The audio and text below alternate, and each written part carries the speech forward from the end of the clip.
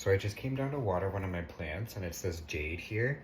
It's like a jade tree, I guess. And this was actually the first plant in my collection. So I've had this for, I don't know, about 5, 6 years now. And I got it from a co-worker that I used to work with as a small cutting.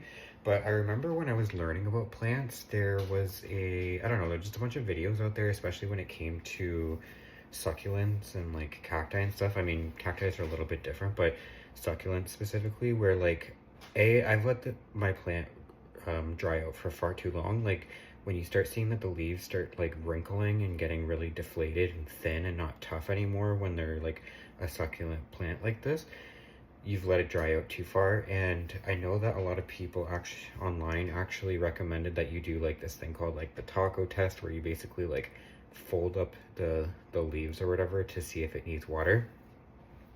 Personally, I don't agree with that.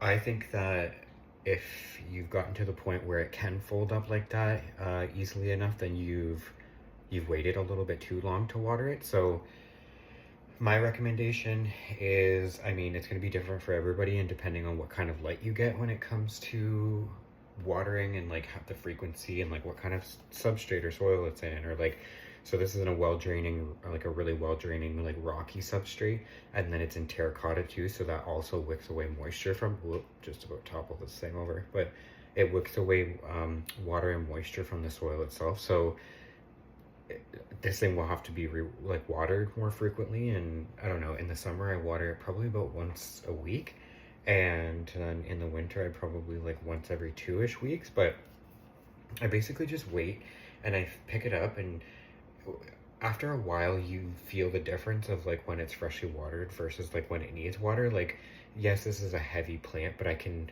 like tell the difference in like how heavy the pot is, or like how heavy the plant is overall. So yeah, this was just a little tip, because I know online people just say like you can let these things dry out forever, and you can, and they're fine. And like I've let this thing dry out for far too long, several times, but it doesn't mean that they're going to thrive.